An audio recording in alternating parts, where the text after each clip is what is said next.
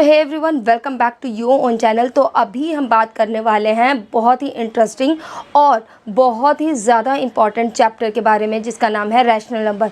तो यहाँ पे हम सब कुछ डिस्कस करने वाले हैं। व्हाट इज़ रैशनल नंबर, कहाँ से आया, कैसे इसका क्या कंसेप्ट है, कैसे इसको लिखते हैं, क्या क्या चीज़ें इसमें इंक्लूड होती है, कैसे इसको कंपेयर करते हैं, कैसे इसको ऑर्डर करते हैं, कैसे हम इसको नंबर लाइन पर रिप्रेजेंट करते हैं, एंड इसका इक्विवेलेंट नंबर क्या होता है। Each and everything we are going to discuss in this topic.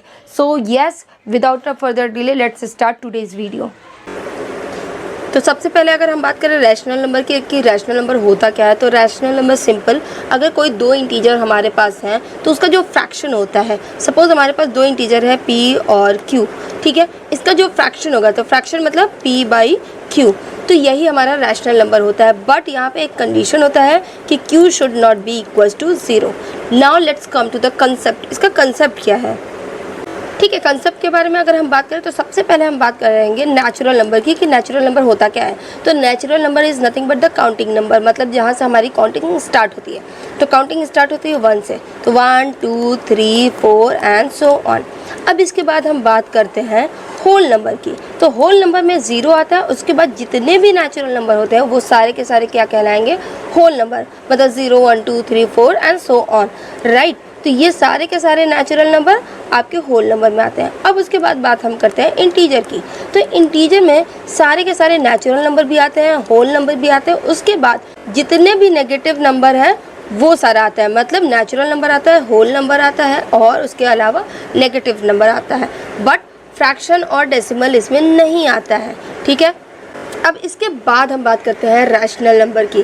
Rational number में नेचुरल नंबर भी आता है, होल नंबर भी आता है, इंटीजर्स भी आता है। उसके अलावा जो ये इंटीजर्स होते हैं उसका फ्रैक्शन भी आता है। जैसे यहाँ आप देख सकते हो -8/2 दिया हुआ है, यहाँ 2/3 दिया हुआ है और डेसिमल दिया हुआ है। मतलब रैशनल नंबर क्या होता है, किसी भी दो इंटीजर का या होल नंबर्स का फ्रैक्शन, ठीक है। मतलब 2/3 ये क्या है, रैशनल नंबर। -3/2 क्या है, रैशनल नंबर है।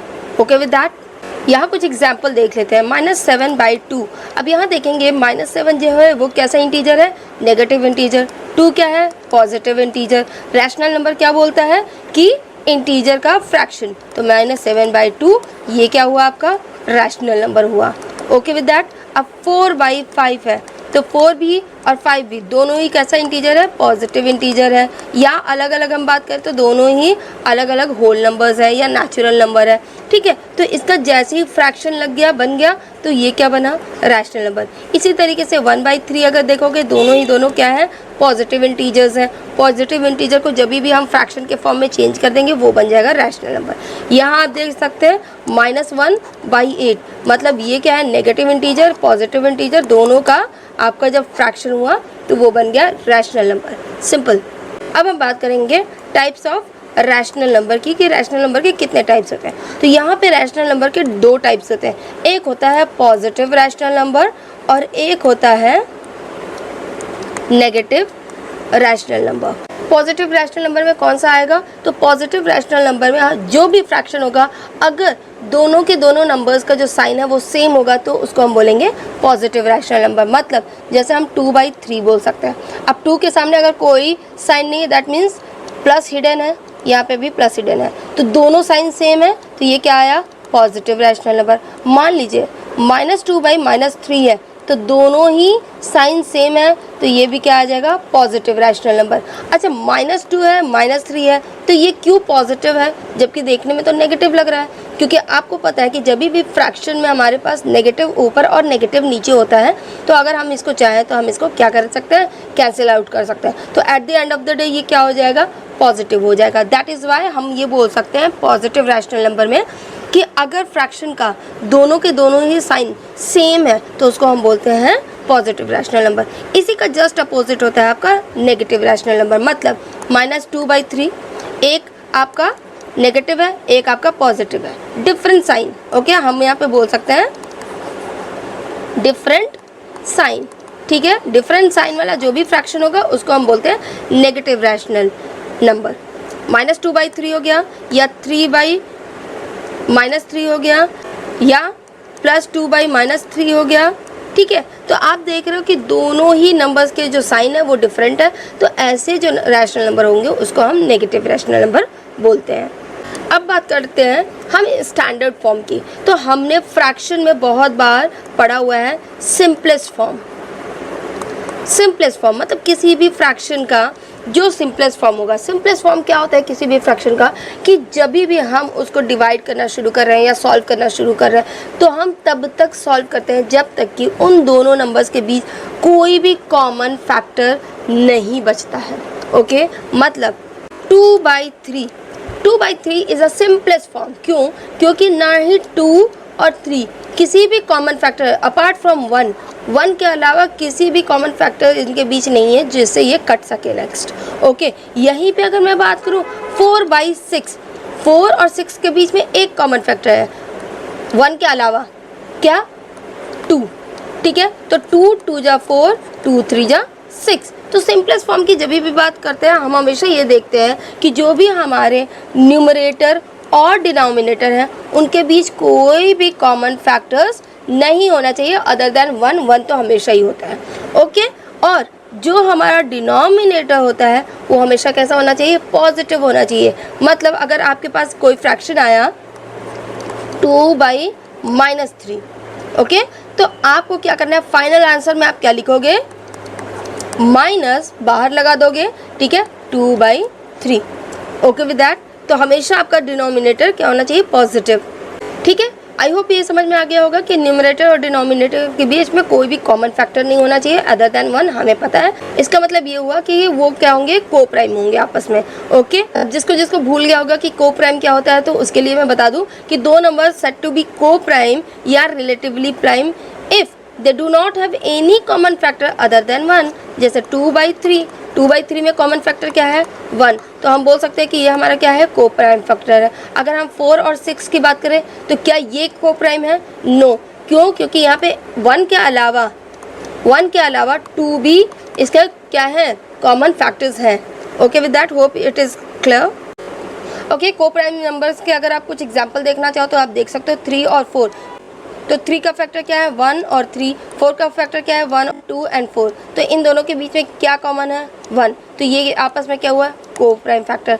8 और 15 है, तो 8 का फैक्टर क्या है? 1, 2, 4, 8।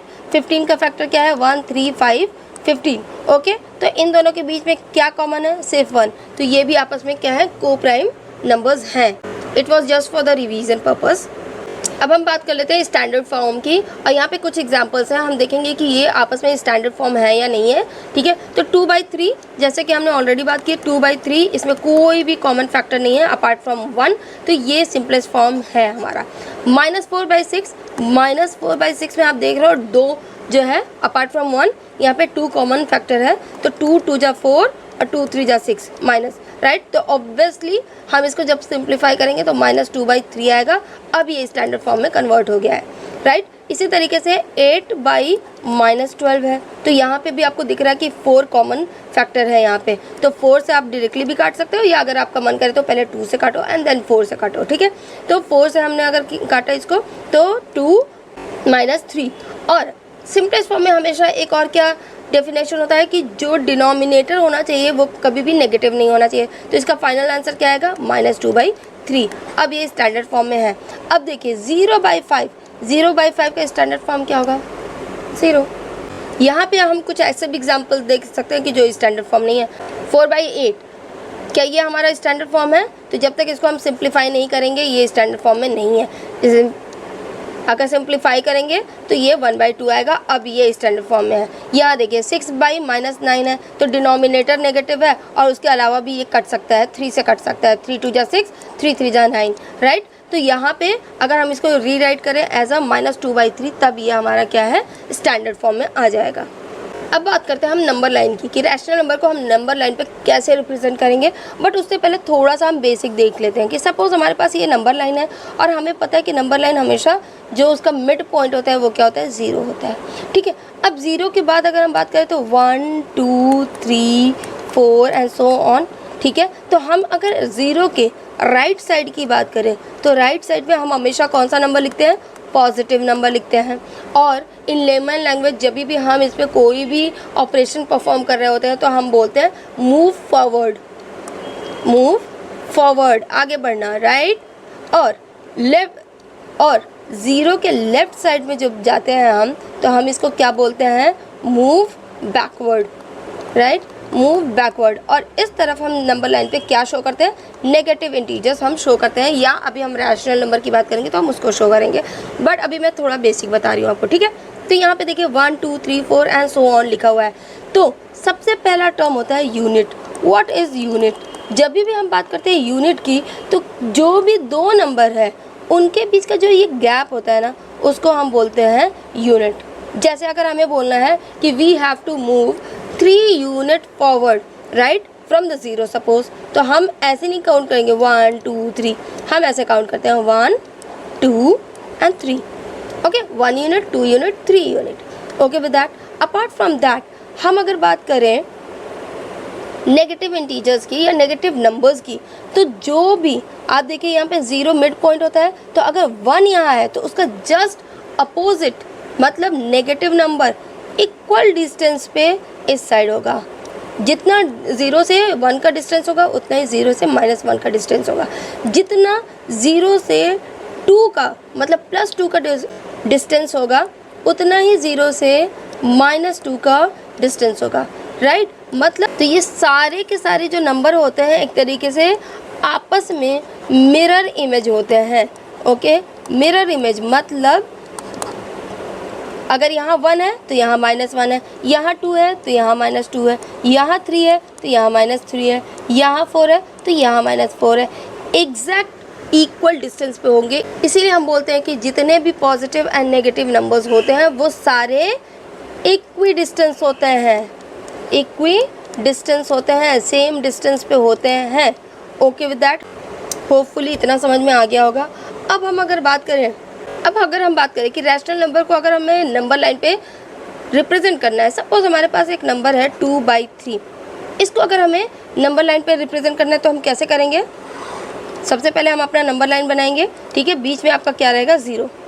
हमेशा याद रखो, देखो ये दोनों ही पॉजिटिव हैं, ठीक है, तो हम पॉजिटिव साइड में ही लेके चलेंगे इसको, ठीक है। तो 0 है।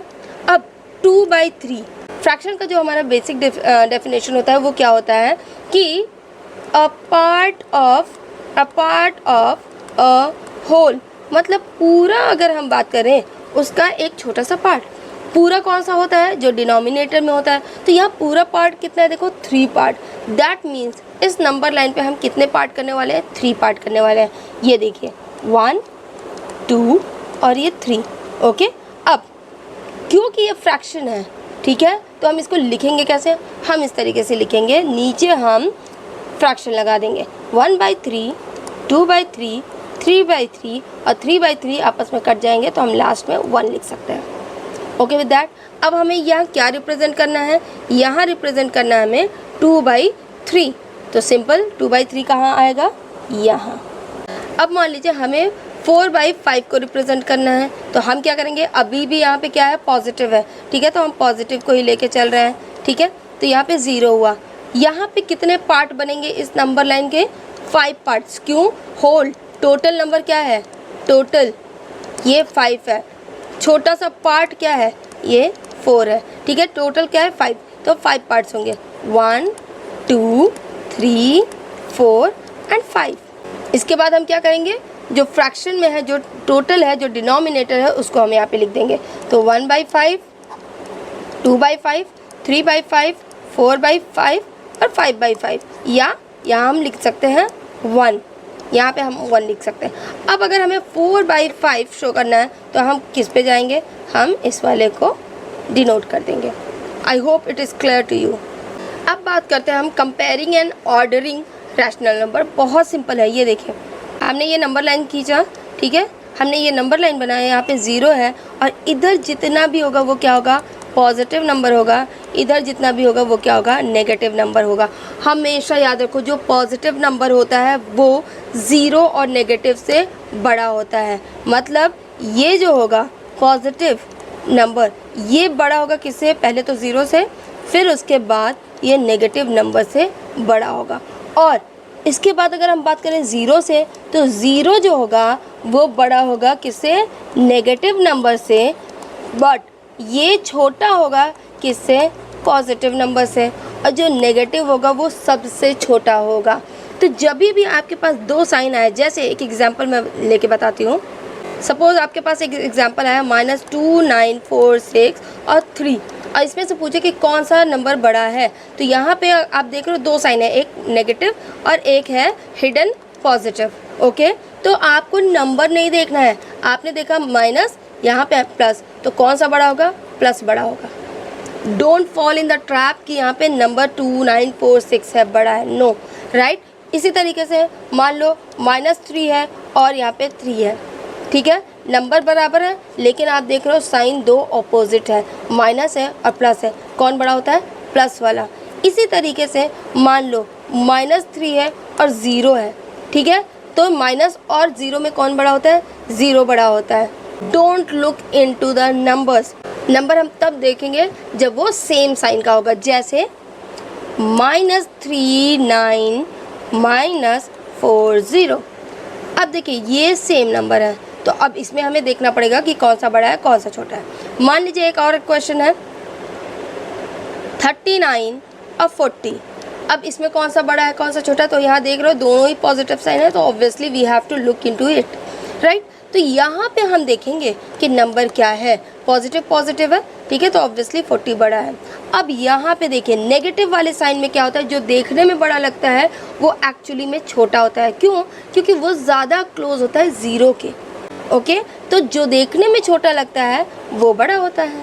तो हम क्या करेंगे, जब भी कंपेयरिंग की बात होगी तो हम सिंपल देखेंगे, अगर माइनस और प्लस साइन है तो प्लस वाला बड़ा होगा। अब माइनस में चाहे जितना भी हो, 2 9 6 7 हो, इसमें सिर्फ 3 हो, ओके, कौन बड़ा होगा, प्लस, ठीक है। इसी तरीके से माइनस और 0 है तो कौन बड़ा होगा, 0, यहाँ पे कुछ भी हो सकता है, 40 समथिंग लाइक दैट, तो आपको लगेगा 40 तो बड़ा है 0 से, no, not at all, right. इसी तरीके से अगर यहाँ पे दिया 40 एंड यहाँ पे है -496, अब आपको लगेगा कि कौन बड़ा है, नंबर हम नहीं देखेंगे, यहाँ हम देखेंगे यहाँ पे प्लस है और यहाँ पे माइनस है, कौन बड़ा होगा, प्लस।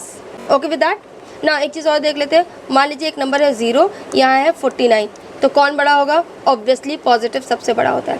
प्रॉब्लम कब आएगी, जब हमारे पास सेम साइन होंगे, जैसे -297 -290, ठीक है, प्रॉब्लम यहाँ आएगी।